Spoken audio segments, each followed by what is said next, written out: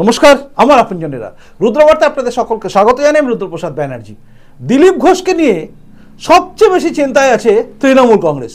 তারা ভয় পাচ্ছে, কারণ ডেকে নিয়ে সে কীর্তি আজাদকে হারানোর জায়গায় চলে গেছে তৃণমূল। তাই সবার নজর এখন দিলীপ ঘোষের দিকে।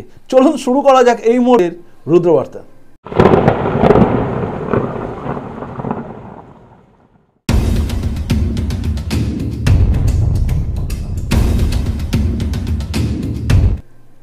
আপনারা সবাই জানেন এই রাজ্যে দিলীপ ঘোষকে মেদিনীপুর থেকে সরিয়ে দিয়ে একদম বর্ধমান দুর্গাপুরে নিয়ে যাওয়া হয়েছে, এবং সেখানে প্রার্থী করার পরেই তৃণমূলের কিন্তু গেল রব উঠে গেছে। প্রথমটা তারা এতটা ভাবেনি, কিন্তু যেই মুহূর্তে জেকে বসেছেন দিলীপ ঘোষ, মাথায় তাদের হাত হয়ে গেছে। তারা অপেক্ষায় ছিল কখন একটা দিলীপ ঘোষ আলটপকা মন্তব্য করবে, সেটাকে হাতিয়ার করতে হবে। দিলীপ ঘোষ এমনিতেই ফেমাস আলটপকা মন্তব্য করার জন্য। দেখুন, তার যে যোগ্যতা, তার যে রাজনৈতিক লড়াই করার যোগ্যতা, তাকে সবাই কুর্নিশ জানায়, কিন্তু তার এই বক্তব্য মাঝে মধ্যে এমন জায়গায় নিয়ে যায় যে সেখানে গিয়ে একটু হলেও ব্যতিব্যস্ত হয়ে পড়ে দলের বহু নেতাই। তাই কেন্দ্র বিজেপি থেকে তাকে শোকজ করা হয়, কারণ তার বক্তব্যটা সবার কাছেই খারাপ লেগেছে। কিন্তু দিলীপ ঘোষের বক্তব্য নিয়ে যেভাবে চলছে রাজনীতি মহল, এই সিপিএম বলুন, তৃণমূল বলুন বা কংগ্রেস বলুন, সবাই যেভাবে বলছে, যেভাবে মিডিয়ারা একদম ঝাঁপিয়ে পড়েছে, বিশেষত আমি দেখছি তো বড় বড় মিডিয়া, তখন বোঝা যায় দিলীপ ঘোষ কিন্তু ঠিক জায়গায় দাঁড়িয়েছে এবং দিলীপ ঘোষ জেতার জায়গায় আছে। দেখুন, কীর্তি আজাদকে ডেকে নিয়ে আসা হয়েছিল, ভেবেছিল বর্ধমান দুর্গাপুর সিটটায় যেহেতু আলুওয়ালিয়া দাঁড়াবেন, আলুওয়ালিয়াকে হারানো খুব সহজ হয়ে যাবে, কারণ কীর্তি আজাদকে দাঁড় করালে ওই খেলা যাবে আর কি। কিন্তু খেলা ঘুরে গেছে, বিজেপি খেলে দিয়েছে একদম দিলীপ ঘোষকে নিয়ে, মানে বেস্ট স্ট্রাইকারকে একদম নামিয়ে দিয়েছে। আপনি যদি বলেন এই মুহূর্তে লোকসভা নির্বাচনে যতজন দাঁড়িয়েছে তাদের মধ্যে যদি বলেন বেস্ট স্ট্রাইকার দিলীপ ঘোষ। আমার একটা প্রতিবেদন দেখেছে নিশ্চয়ই, হাউস দ্য জোস দিলীপ ঘোষ। তো সেখানে আমি বলেছিলাম যে দিলীপ ঘোষকে আটকানো খুব টাফ। এই মানুষটা কিন্তু ওই বললাম, যার কোনো কিছু পাওয়ার আশা করে না, যার হারানোর কিচ্ছু নেই, সে সবচেয়ে ভয়ঙ্কর।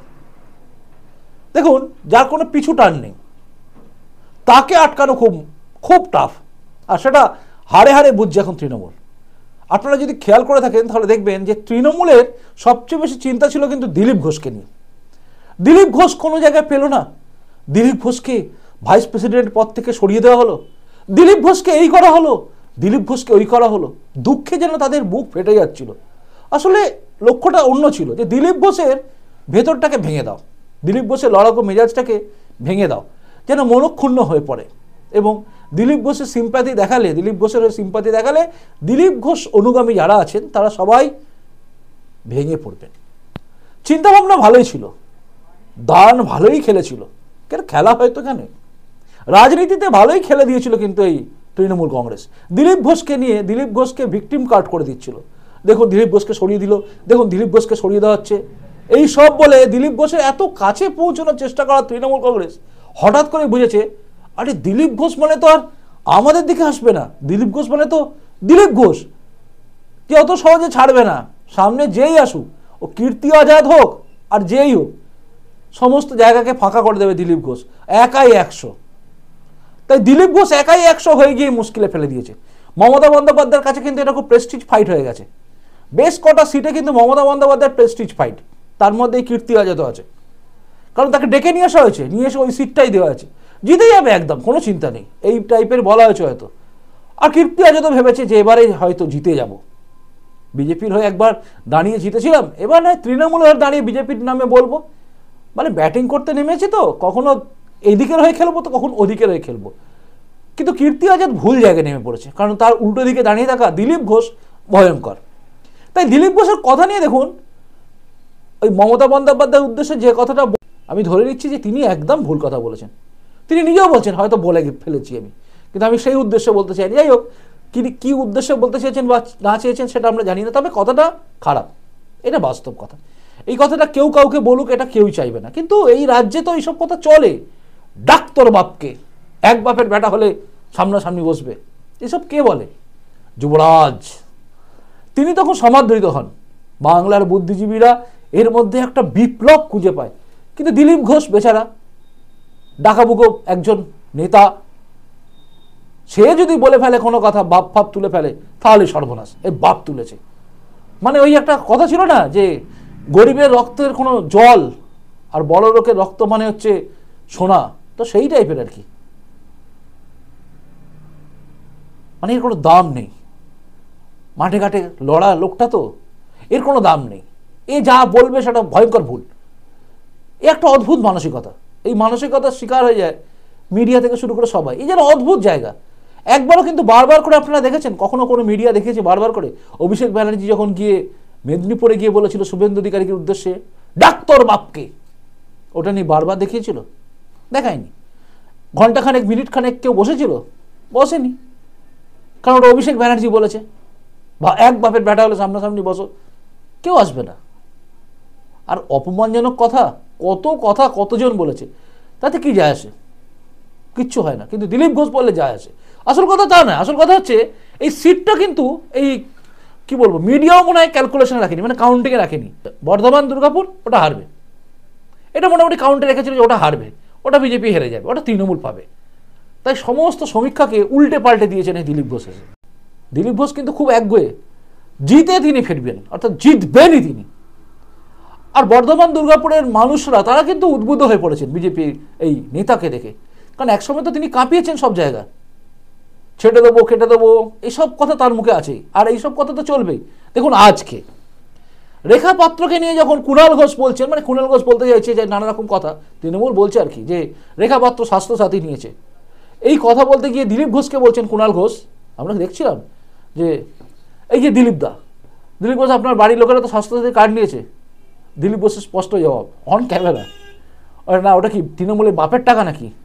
একদম স্ট্রেট ফরওয়ার্ড, ব্যাটিং এইভাবে খেলতে হয়। দেখুন কে কি খারাপ ভাবলো আমার যায় আসে না, কিন্তু দিলীপ ঘোষ এই যে কথাটা বললো, এই টাকাটা কি তৃণমূলের বাপের টাকা, এই কথাটা যে বললো এটা দিলীপ ঘোষ বলে বলতে পেরেছে। অন্য হলে অনেকে অন্য কথা বলতো, ঘুরিয়ে বলতো, পেছিয়ে বলতো, কেন এই টাকাটাকে তৃণমূলের ট্যাক্স সাল থেকে ছাপা হয়েছে। দিলীপ ঘোষ মানে দিলীপ ঘোষ, সে বললো এই টাকাটা তৃণমূলের বাপের টাকা। কোথায় গিয়ে দিল বলুন তো, আপনি বলুন এবারে এই মানুষটাকে হারাতে পারবে? এরা জানে হারানো যাবে না। দিলীপ ঘোষকে একটুখানি বলে দিল কিছু, সেটাকে নিয়ে হাইলাইট করো। মিডিয়াও দেখুন সে ছিনে জোকের মতো পড়ে গেছে, মানে দিলীপ ঘোষের নামে বদনাম করে দিলীপ ঘোষকে যাতে প্রার্থীপদ থেকে সরিয়ে দেওয়া হয়, যে কোনো এক প্রার্থীপদ খারিজ করুক 7 দিনের জন্য। আমি দেখছিলাম এই জেল থেকে বেলে থাকা মুখপাত্র, তার এক্স হ্যান্ডেলে গিয়ে আমি পোস্ট করে লিখেও দিয়েছি, জেল থেকে বেলে থাকা মুখপাত্র সে বলছে 7 দিনের জন্য ইমিডিয়েট, এই যেন 7 দিনের জন্য যেন প্রচারে বন্ধ থাকে, শাস্তি। আমি লিখে দিয়েছি, ভয় পাচ্ছেন নাকি? আরে ভয় পাচ্ছে এরা, সবাই ভয় পাচ্ছে দিলীপ ঘোষকে। বাংলার বুকে লড়াই জমিয়ে দিয়েছে দিলীপ ঘোষ। দেখুন আমার এই হাসি দেখে ভাববেন না আপনি যে আমি ওই বাবা তুলে মমতা ব্যানার্জিকে যেটা বলেছে সেটাকে সমর্থন করছি, কাউ কোনো না, আমি সমর্থন করি না। কিন্তু এই কথাটাকে আবার সমর্থন করি যখন বলেছে এটাকে তৃণমূলের বাপের টাকা নাকি যে দিয়েছে, ঠিক বলেছে, এটা তৃণমূলের বাপের টাকা নয়, সব টাকা আমাদের, আমরা ট্যাক্স দিই, সেই টাকা ঘুরিয়ে দেয়। দিলীপ ঘোষ স্ট্রেট ফরওয়ার্ড বলে, স্ট্রেট ব্যাটে খেলে। এই মানুষটাকে আমার ওই জন্য ভালো লাগে। ওসব ঘোর পেছে কথাই নেই, যা বলবে হবে, দেখা যাবে, যা হবে দেখা যাবে।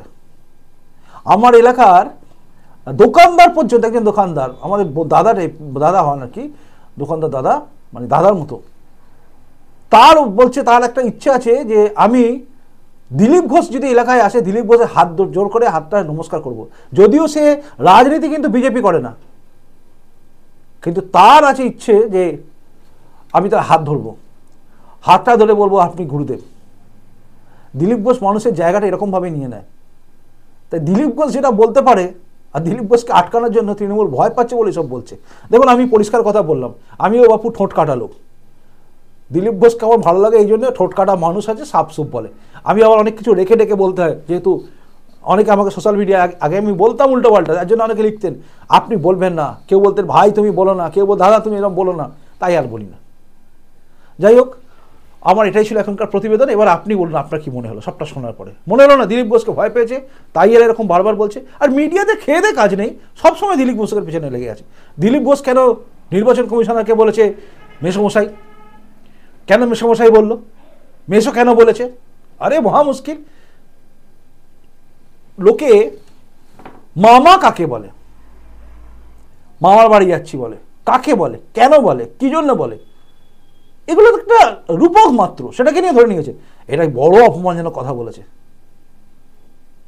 আর রাজ্যপালকে পদ্মপাল বলা, রাজ্যপালকে উল্টোপাল্টা বলা, দ্রৌপদী মুর্মুকে দেখতে কেমন বলা, এগুলো ভদ্রলোকের সব কথাবার্তা। আর দিলীপ ঘোষ ভদ্রলোক নয়, তাই না? দিলীপ ঘোষ আমাদের মতো মানুষ। দিলীপ ঘোষের পাশে আমরা সবাই আছি, সবাই সমর্থন করি দিলীপ ঘোষকে। তবে দিলীপ ঘোষের ওই কথাটা শুধু বাদ দিয়ে, যে মুখ্যমন্ত্রীর বাবাকে তুলে কথা, কারণ আমরা সেটা বলতে পারি না, ব্যাস এইটুকুই। বাকি যা বলছে ঠিক আছে, স্টেট ব্যাটে খেলে যাচ্ছে, তাই না? ঠিক বললাম তো? উত্তর দেবেন আপনি। আপনার কমেন্টসের অপেক্ষা আমি রইলাম। প্রতিবেদনটা ভালো লাগলে লাইক করবেন, যদি বলেন শেয়ার যোগ্য তবেই শেয়ার করবেন। আর যদি নতুন এসে থাকেন এই চ্যানেলে, তাহলে চ্যানেলটা সাবস্ক্রাইব করে আমার আপনজনে তারপর যাবেন, এটুকু শুধু আবদার আপনার কাছে। খুব ভালো থাকুন। নমস্কার, বন্দে মাতরম, ভারত মাতা জয় হোক, জয় হিন্দ।